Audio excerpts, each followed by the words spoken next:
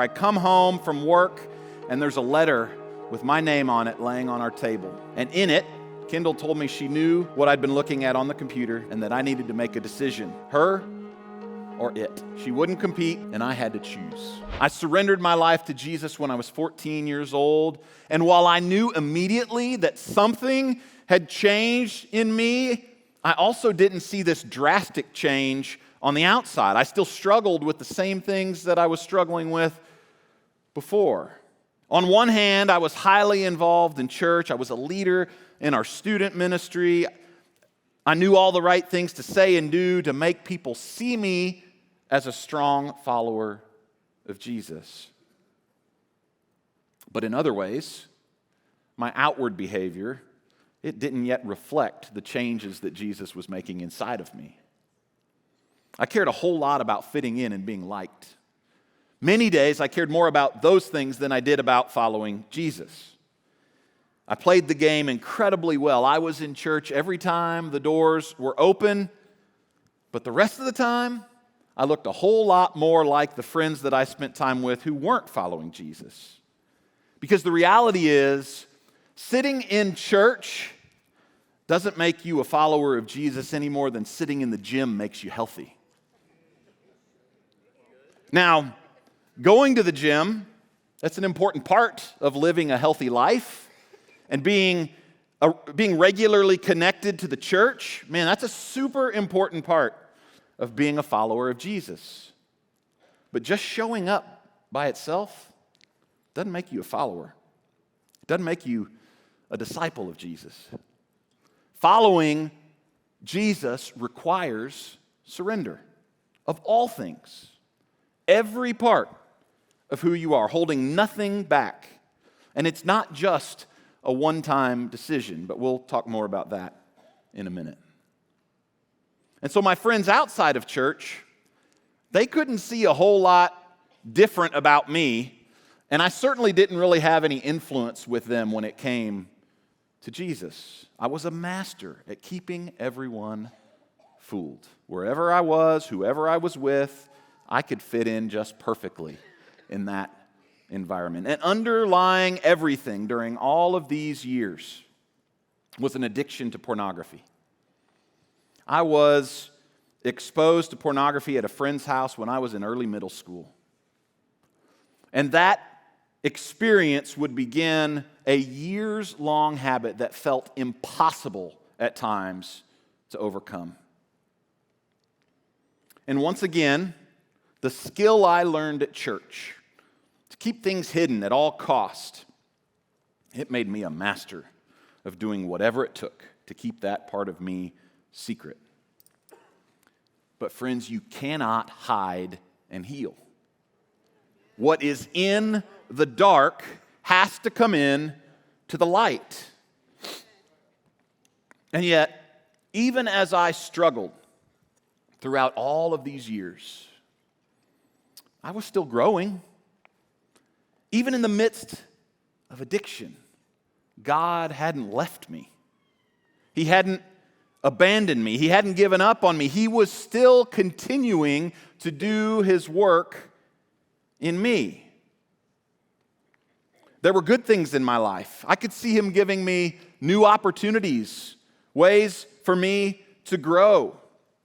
And there was even fruit of the Holy Spirit's work in my life. One of the most pivotal seasons of my journey came when I was 17 years old and my dad passed away suddenly one night.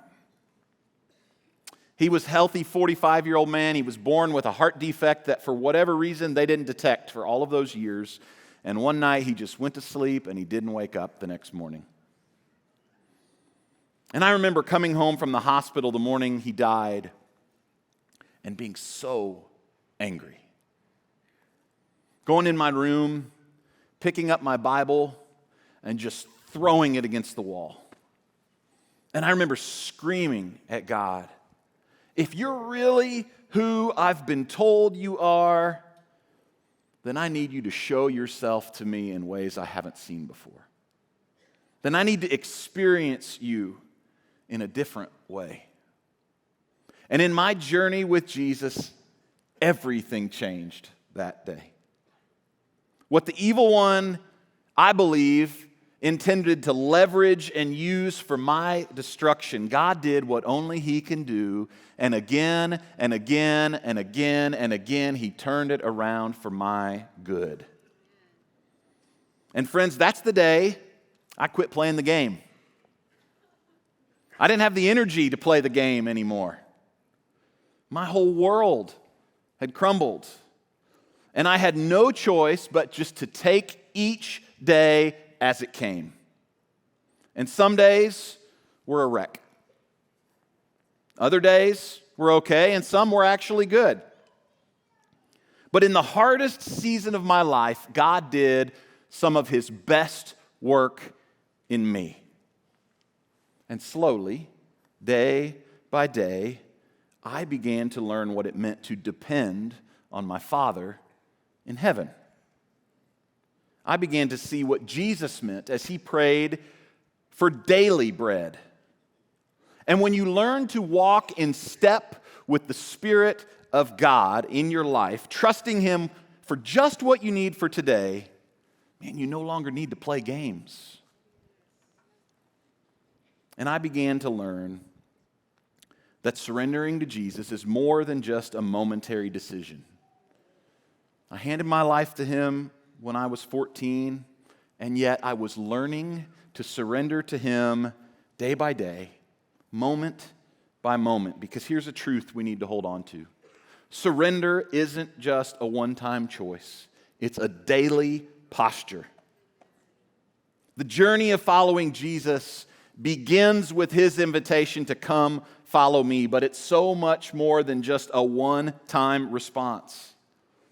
Following Jesus means surrendering to Him fully, every part of who we are, day by day, moment by moment, choosing to lay ourselves down in surrender to the way of Jesus. It's a commitment to journey with Him and let Him transform you into the person that your Heavenly Father has created you to be. And so throughout my college years, I was learning what that daily and momentary surrender looked like, and the Lord was faithful and He was making me new. And even as He did His work, I continued to struggle in my addiction. Most days were okay, but there were still days where I would go to that empty well. And I remember some days feeling like I was an absolute monster.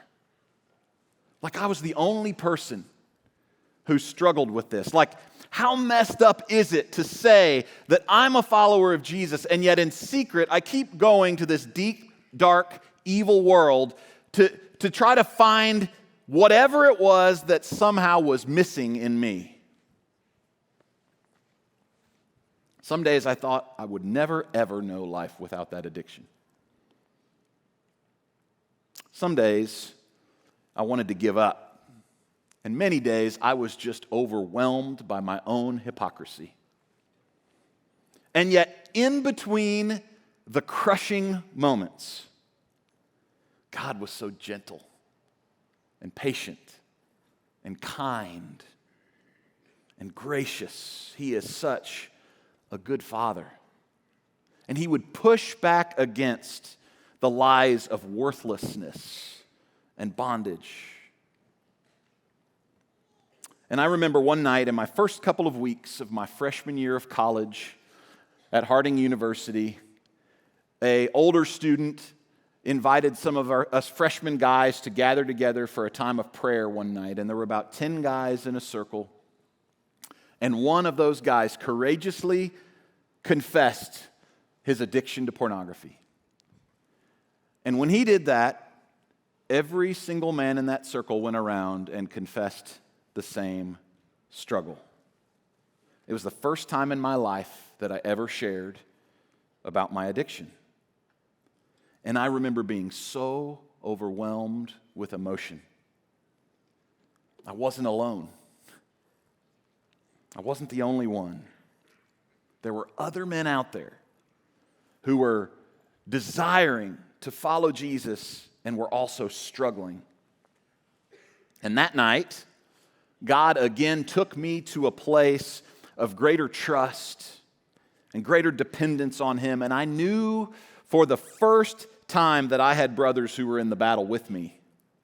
And for the first time in my life, the mask could come off. I have a friend who says that two of the most powerful words a person can ever hear are the words, "me too." And that was true for me that night. I needed to know that I wasn't alone. And that group of men began to hold each other accountable. And one day at a time, the Lord continued His work in me. And at the very beginning of my freshman year, I met my wife, Kendall. And we quickly started dating, and I quickly knew I wanted to marry her, although it took her a little longer to figure out that she wanted to marry me. But because of the work that God had been doing in me, teaching me that the way of Jesus is one of authenticity, of life without a mask, I knew I had to tell her the truth. I had to tell her about my journey. And so fearfully, one night, I told her the truth of who I'd been. And I fully expected that that would be the end of our relationship, that I would lose her forever. Because why would someone like her want to be with someone like me? But through Kendall, God preached the gospel in a fresh way to me that night. I shared everything with her. I held nothing back, all the mess, all the brokenness of my life. And in that moment, through her tears and mine, she said, "I love you not because of the man you are, but because of the man I can see that God is making you into."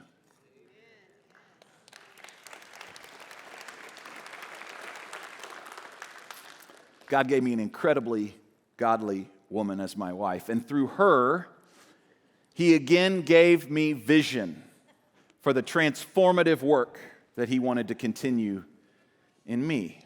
And I remember naively thinking that once we were married, somehow that struggle with pornography would just fade away. And it did for a while, but not for good.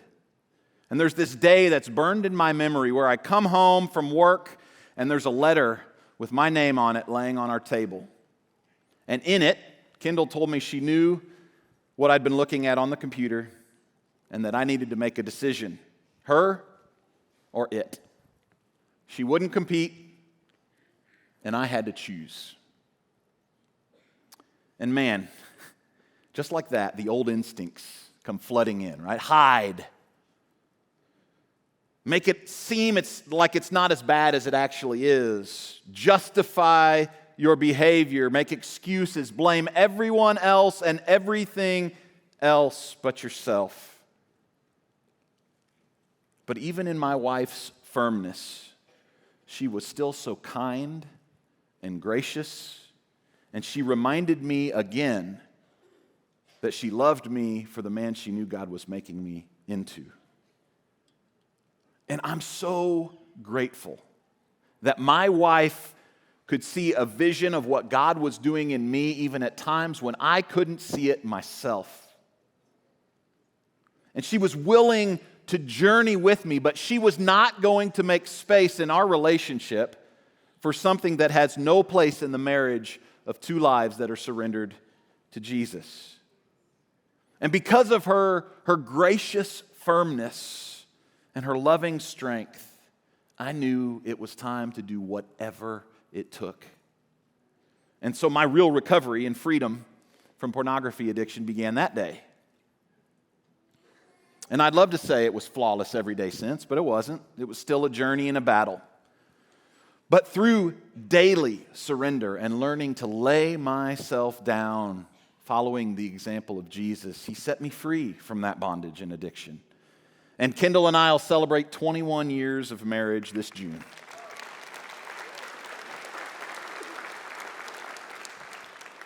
And one of the things that God's taught me through this whole journey is that He is enough.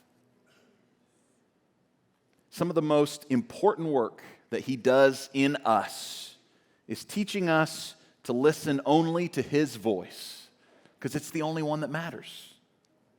To hold on to the truth of what He says about us, instead of believing those root lies that the enemy tries to plant deep within us. For me, that root lie is that I can never be loved or accepted. That somehow I'm damaged goods or I'm defective, and so it's impossible for me to ever truly be loved or accepted. And that lie has been so central to my journey for so long that I can still slip into patterns today where I start to believe it. And while I'm free from the bondage of pornography, the evil one very much still tries to use that lie to distract me and to get me off track. For me, the core of my gospel story has been learning to call that lie for what it is and to live from the truth of my identity as a son of the King. It's why pornography grabbed a hold of me the way that it did. It would never reject me. It was always there. But it was a dark and empty well. And so I stand here today as one of the pastors of this wonderful church, not a man whose journey has been flawless or who somehow has it all figured out.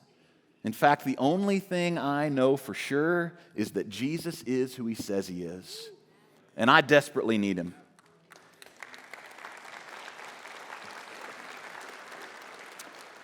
I need Him to save me, but not just once. I need Him to save me every single day from my tendency to believe the lies and go to those empty wells.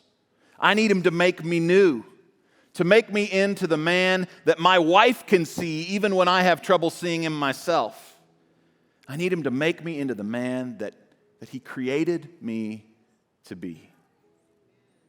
And so if you've been around this place for very long at all, then I hope you've seen that this is not a church full of people that act like they have it all together. In fact, look around. We're a mess, right?